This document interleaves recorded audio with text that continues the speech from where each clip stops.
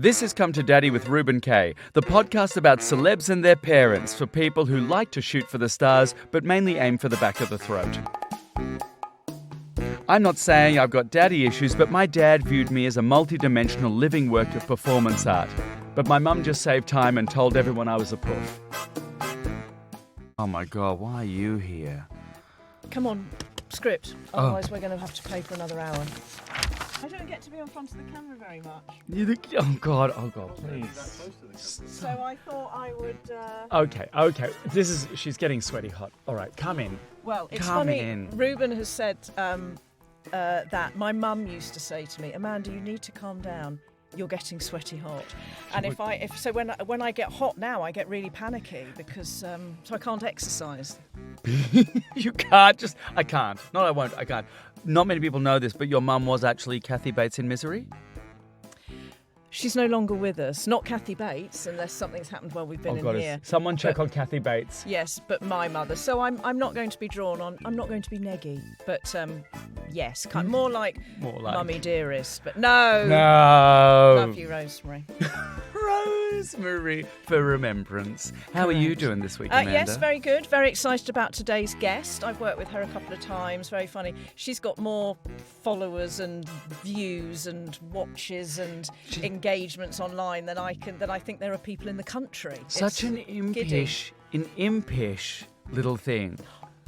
You mean me? Well, with that pixie mullet haircut. It's a mullet hawk. Is that what it's called, a mullet hawk? Mullet hawk. But anyway, over to Reuben for our wonderful creative content. Thank you very much. And enjoy. It's time for you to leave and take your meds. And enjoy this week's show.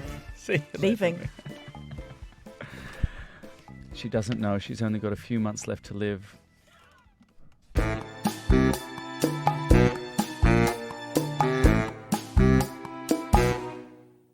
feel like we're really cohesive in our outfits and hair. We look like we're playing siblings in Mary Poppins. We're the Banks kids? We're the Banks kids. Oh my God. My guest today is ridiculously popular in the digital space. 3 knuckles in with her social media skits garnering literally millions of views, and she's been generous enough to allow her parents to take part in some of them. Come to Daddy, Abby Clarke. Hello. This is so nice of you to come and join us. Thank you. I enjoy popular online, no friends in real life. That's how it should be. Popular only in the digital sphere. Correct. I don't believe that. I think you'd be very popular. You seem so amicable. You seem so lovely. Oh, thank you. I try very hard. It's all so much effort. It's a psychopath behind. No, joking. When's the Netflix documentary coming out about your psychopath? Imagine. What's your crime going to be? I think I'd start a cult. That's good. I do think I have it in me. Do you think of it? I think because when I was have it in me is such a great phrase. I think it's possible if life took a turn within a certain set of circumstances. Hello. So Abby Clarke, Come to Daddy is sort of a meditation on parents and how they've affected you, better or worse, in who you've become in the world today, and even just as a comedian. So I just before we get into the deep-seated trauma, sorry, I just touched you there. You just touched me. I'll Twin flame. It's begun. It's begun. We just like to start off with just some basic questions. I want to get a little image of what your childhood bedroom would have looked like. My childhood bedroom, it didn't really have a look. We moved a lot, so I don't have because you were in a cult. Yeah. Dad was a cult leader. No, so they're actors, but the kind of actors that need to go job to job. Yeah, fair. And also at times became teachers for a bit or teaching assistants. So not very good actors. Well, good actors, not very successful actors. You should absolutely say this absolutely true. Good acting and successful acting. Different thing. Very different things. Very different thing. Rarely are they ever They've had waves in their career. They've had great success, and they were like, "Oh my God, let's buy a house." And then the show ended, and then it was like, "Oh fuck!" And then we moved, and we'd often move when we needed to downsize or go somewhere cheaper. Quite often. This is why I will rent until I die. I was going. Well, you have never... to own. You have to. I'm like, why? The world is going to end in 20 years? I'll be 60 by then, and I'm not going to have kids. I can't believe you so willingly just gave away your age. I'm I would never. Yeah, but I'm quite at one with the universe, and you'll know that if you subscribe to the It's first. real cult language happening. But what is it? Are we talking a single bed? Are we talking a double bed? Are we talking reflective UV stars on the walls? Usually, from when I remember, I got to a double bed, which was nice. A lot of toys. I was quite. What kind of toys are we talking about? We collected quite a few Beanie Babies, me and my sister. Sure. Build-A-Bear. Build-A-Bear. Loved Build-A-Bear. Yeah. I had this weird alien called Pluto from the Science Museum in Leicester. Cute. Loved him. There was some creepy rag doll called Rosie. Why is there always one element of a child's bedroom that is also a child's nightmare? That is the most No, but she comfortable, was like one sacred of my thing. favourite toys. That's and yet it. I look at her now, I'm like, that toy was creepy. Yeah. One of my friends has a thing she calls Blanky, and I'm not I hate naming names. those. Blanky. I hate those. Blanky, and I kid you not, it is rags knotted together. It I looks like a refuse to Dickensian partake in child's that, yeah. noose. It's awful. It could be a sanitary napkin from BCE. Yeah. And she's like, no, I need it. And it's, I don't understand that. what is? I literally wrote a sketch about it the other day. Oh, really? Slagging those people off.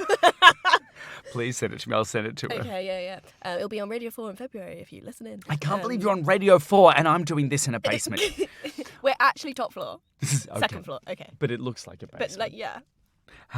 Tell me, what was your favourite childhood meal? Oh, McDonald's chicken nuggets and chips. Right. 100%. Mm-hmm. Golden Arches. The Golden Arches, they really fed a lot of us, didn't they? Yeah. Did your parents cook for you? They had to have cooked for you. Yeah. But did they I struggle with it, wasn't or like did they? 4 in an apron. I just want to come across as a really down-to-earth girly who had a really humble upbringing. So yeah, like cooking from the age of 3. To be fair, my mum did teach me to make a souffle when I was 8. Really? Yeah. 8's acceptable movie. I I was... What is the acceptable age to make a souffle? I would say I don't actually know children's ages. No. They're just No, ageless to me. I don't understand. It's more just children. heights. Yeah. I go off height. When everyone says, "Oh, here's the months," or "Here's the days," this is how many months old it is, how many days. That's pointless. I really Don't make need me to do math. tell me the weight in pounds so I can calculate the cooking time. Give me something useful, or just call me when he's old enough to sew. Tell me how long it takes to get there. Did your family do things sort of as a unit, or were you all quite disparate? No, we kind of did stuff as a unit. I have a brother and a sister. Right. People don't know I have a sister. She has some way of disappearing. She Oh, always what a- has. What a gift It's- that people like you and I in the It's public genuinely eye. a gift. It's crazy. Like, you'll go watch her in like a choir concert and she'll just somehow be the only person stood behind a pillar. Like, I don't know how she does it. But like she just disappears and you're like, where's Emily gone? It's just a skill of hers, whereas the rest of us are horrid attention seekers. Right. Is your front brother center. brother's also a performer? He's also an actor, yeah. Oh my God. My parents tried to distract me from being anything involved in the arts. Well, so did my parents. Yeah? They were like, don't do it. Yeah, right. That as blunt as that. Yeah, they were like, don't be an actor, never be an actor. It feels now how much we know about psychology in kids that is the only surefire way to make you. Well, I didn't become an actor. That's true. Technically, I stuck to the word. What you become something much more successful, which is so infuriating to actors because it's viewed as a lesser art form. But they're like, but you're making more. How are you I know, doing this? it was tough for my brother in lockdown, I think, when acting even disappeared. Because he was quite like Golden Boy. Yeah. He's like star of the West End. And Ah. then suddenly in lockdown, I overtook and suddenly I was getting work. And it was like, what? Yes. And I was like, All it took was for the world to collapse, for you Exactly. to shine. I don't want to be like selfish about it, but like maybe I am God. I don't. Oh, cool. Cult. Let's get to know your parents a bit better, your begetters better. Yes. Yeah. What are their names? Paul and Julia. Paul and Why Julia. did I panic? So why did you be like? I have to make them up. I feel like I said Paul twice, but I didn't. No. Paul and Julia. Where do they live? Right now, they Yeah. live in Bristol. Do you think they'll listen to this? What, my parents? Yeah. Oh, 100%. Well, Dad, yes. Yeah. Dad listens to everything. Oh, really? Yeah. Is he like Anything I do, he will watch or listen to. as a fan or with a critical eye? As a fan. He Okay, loves great. it. And then mum only if like she's in the room while he's doing it, or he like makes her. But not because she doesn't want to, she just is like scared of all technology. Oh, like a complete Luddite. So he has to also sign of a cult. He has to like set it up for her. That's adorable. But she's also quite bad at like sitting and just like listening to something. She'll probably about 10 minutes in get itchy and be like, I need to iron. And then like, I have things to do. It's like, where's the cat? Where's the cat a lot? It's like she panics. Is she quite an anxious person? She is quite an anxious person, yeah. I do And think she's passed that down. Dad isn't? No, he is as well. We're quite an anxious family actually. But compared to mum, he's Gandhi. He's the solid Yeah. one we rely on, which is quite a worry, to be honest. Do you think the three siblings you said it's inherited that anxiety? Yeah. Yeah, between you and your We're brother all and sister. deeply anxious, yeah. I think in different ways, though. Yeah? What form does yours take? Quite like quite OCD, kind of. I get very specific about like tiny decisions. You know, when people are like, "Oh, it doesn't matter," I'm like, everything matters. Yeah. Everything matters, and everything will have an effect. And I think that's why I'm a commitment phobe, and I'm like, it stresses me out. I'm quite perfectionist. That's the word. Yeah. How does Massively. perfectionism work when you're making? I mean, it seems when you're making your own work. Are you saying my work isn't perfect? No, because I've never seen any of it. When you're making your own work, do you find that is a big hurdle to cross? You're like, no, I've got to retake this because this thing was slightly off and this thing was slightly off. Yeah, it's a nightmare. It's really being a perfectionist and doing online content is not the one. No. I think that's why I love stand-up, is because you always get another go at it. Mm. Like, you can continuously improve it and keep changing it, and like... If you view stand-up as a sort of a long-form project, it's not actually about the gig, it's the aggregate effect of it. Yeah. And like, you can always make it better, and if it didn't go right, you're like, well, I can change it next time, that's fine. Whereas content, you get one go at that video and that idea and that sketch, and then that's it. And so I will spend days and hours just like obsessively watching it over, being like, have I missed anything, and changing like milliseconds in timing, which isn't really what you're meant to do. Like, TikTok is very much just kind of like, get a video out every day, hodgepodge, whack it together. The urge from TikTok and social media to be like, just be you, but also be like the most perfect you every time, and the pressure for it to be a very perfect distillation of a point of view, of a joke, of a bit of you.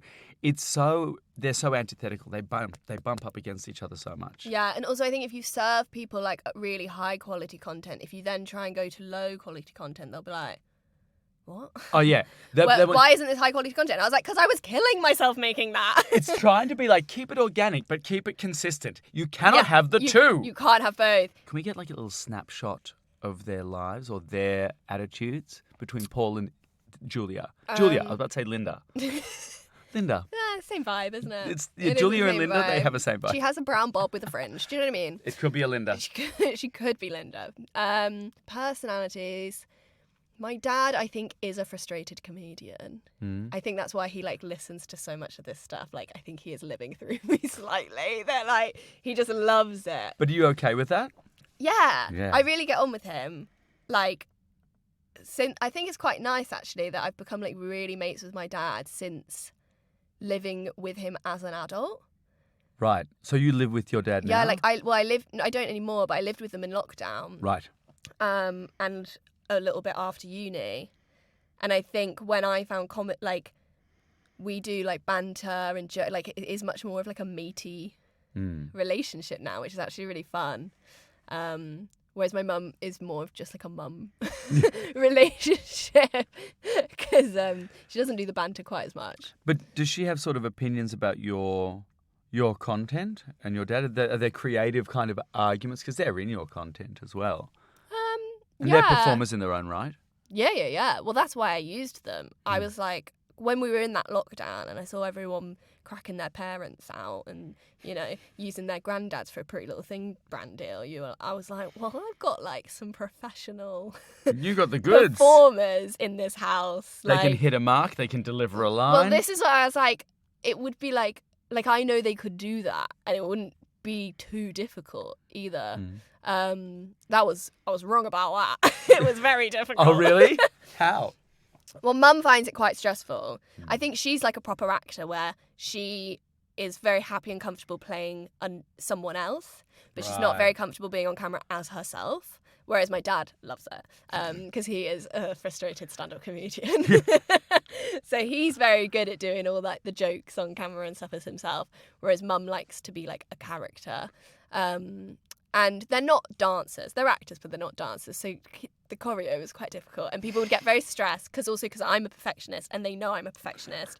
So they'd be very stressed about the fact that I'm a perfectionist. I think the stress of a parent wanting to do something for their child Yes. where their child is the authority is like, we've got to do this right. It's for our child. Like, they're scared of me, I'm sure. Like, they shouldn't. I won't do anything. Which is a natural order. But, like, they know how much it means to me and they know how, like, specific I am. That I think it was 10. It was good when we stopped doing those videos, for sure. Hey, am I right in knowing that you nearly ended up in the circus as a teenager? Not as a teenager, but before I did stand-up, I graduated from uni. I didn't realise until I started talking to other people that this is such a, like, creative family thing. Because I wanted to be more employable. And so I, like, graduated from uni. I knew I probably couldn't be an actor because that's so crazy competitive and I'm just a white middle-class brunette girl. There's so many of them. And We'll edit out brunette for this broadcast for the visuals. Sorry, I've dyed it. I'm a natural blonde, so everyone else can shut the fuck up. And then I tried to be a director because I do like directing. That's what I quite like about making my online content is like directing it. But then that was that constant thing of like, you don't have enough experience, but how do you get the experience? And you were like assisting for ages. And I went to go watch one show that had like circus in it. It was a Sally Cookson show. And I was like, maybe if I trained in circus, I could be like a movement director and I've got like a special skill that would make me more employable. Never once did I consider a normal job. Not once did you ever think, maybe I'll learn how to make coffee. Yeah, never. Well, no, I was working in a cafe already. Been there, done that. But never once did I think I'd just like go get a proper office job. I know it'll make me more employable. Straps, Ariel, riding a silks. horse. Exactly. It was all just about building that CV. And but yeah, and because I lived in Bristol as well, and they have that circus school, and I just, like I said, when I was a kid, I did dance, and then since I've just really liked fitness and being physical, so I was like, I'd actually really just like to do it, and so I auditioned, and I got in, which was a bit mad, because when I got there, everyone else auditioning, like, circus was their life, and I was like, oh, I saw this one show last month, and I just fancy it, and then, but I got in, and I didn't really know whether to go or not. Right. Because I think so much. My mum knew someone who'd gone and they were like, oh yeah, he always says that he found his tribe. And I was like, oh, it definitely I love wasn't it when white my people say tribe. that. Yeah. I was like, they weren't my people at all. Like I did not on that audition day, I did not fit in. And then the week before, I decided to do a stand-up course instead. Genuinely. And were your parents more supportive of that, or were they quite supportive of the circus? They've been supportive of it all, to be honest. Nice. Yeah, it's very good having actor parents because I've never experienced that thing of parents going get a proper job because they have no leg to stand on. So, yeah, they've always been supportive, really. My parents were both artists, and even after seeing me perform like the Hamburg State Opera, they were like, "You've got bartending as a backup." Because they were, and I took it to me like, you think I'm terrible, but actually they were just so nervous that the work would end. Yeah, they know. That they want you to be sort of protected is the word. Yes. Hey, you said to me that you'd found your online stuff to be much more like PC and family friendly. Well, my stand-up is like, it's definitely not that. But do you think you've done that sort of out of respect for your parents because they're involved in it? No. It's just, They've nah. Honestly, my dad has like helped me write some filthy jokes. Oh, really? Not in like a weird way, but they've heard all my material. They've been there, like I've been in the because when I first started stand up, I was living at home, so I'd be pitching bits and writing. I think, people do find that weird, but I think because they're creatives, they just see it as work. script and like so work. work. There's a good like separation there between. Yeah. Do you ever do stuff? I guess the next question is I talk a lot about my family on stage, and I try and clear jokes with them. I go, hey, this joke feels a little close to the bone, but I think I've got a good handle on. Here it is. What do you think? And letting them make that decision. Is that kind of how it works with you? Yeah. I don't as much with my parents because I think they're good game. I have to be a bit more sensitive with my brother. Mm-hmm. But Why? he's Because he always feels been... like he's got a bit of a reputation to uphold because he's got his own career? No, I think maybe because like he's a bit more separate. He's got his own family. I don't see him as often. And I don't know if it like... I don't really know. It might be less clear whether it's personal or a joke. Whereas because my parents have been there from day one of starting stand-up, they understand it so much now. They've seen it all, which is kind of crazy. They don't get a cut of the royalties, do they? Maybe one day. I do need to repay them. Yeah. I need to like get a sitcom and cast them in it. They're going to be nepo parents. That will be the dream for you to subvert that. Hey, now it's time for the pick and mix, where you dip your hand into the sweetie jar of childhood experience and pick a selection of potentially tongue-numbing tales to share with us. Pick and mix, pick and mix. It's time for us to do pick and mix. No, it's so unfair. All right, you have picked It's So Unfair. Abby, tell me, what's a call your parents have made that you still bear a grudge on? Okay, so it's my birthday party. Oh, high stakes already. What age? Like primary school. I don't remember exactly what age. Maybe like year 4. Mm-hmm. Year 4, year 5. Mm-hmm. And my mum decided everyone in my class would be invited. Oh, horrible decision. Boys and all. So everyone's calling me a slut. Yep. Straight out the gate. So she invited everyone. So boys and school bullies. Oh, when Yeah. parents just invite everyone because they don't know the interpolitics of the school? Yeah. So we have this birthday party. It's great. It's at the local sports centre. There's a bouncy castle. Right. No. Ice cream cake? Oh, ice cream That's cake's not like... a thing here. Wow, I feel so judged. It's too cold. We don't want ice cream. So it's an Australian We thing. want cake. So obviously, school bully, yeah, she was the worst. And she was being really mean. So I was around the back of the bouncy castle crying on my birthday party. Oh, God. Right? My parents come around and they're like, suck it up. Oh, I hate that. The lyrics are, it's my party, I'll cry if I want to. And then I got in so much trouble for making such a fuss that I wasn't allowed to open any of my presents. Oh. Paul and Julia / Linda. I want a retrial. I'm and I have never let it go. No, and nor Because they should were you. so wrong. And I was like, you have to understand that she was being the bad child. And I was upset and it's my birthday. Parental advisory. AKA, do as I say, not as I do. And the next one you've chosen is parental advisory. Oh, yeah. What are some of the what's the best or the worst piece of advice your Well, parents my have given mum's you? constant advice, which I think is good advice, but also maybe quite depressing. Sadly, some of the good advice is. But she has always said, keep your expectations low, and then you can only be pleasantly surprised.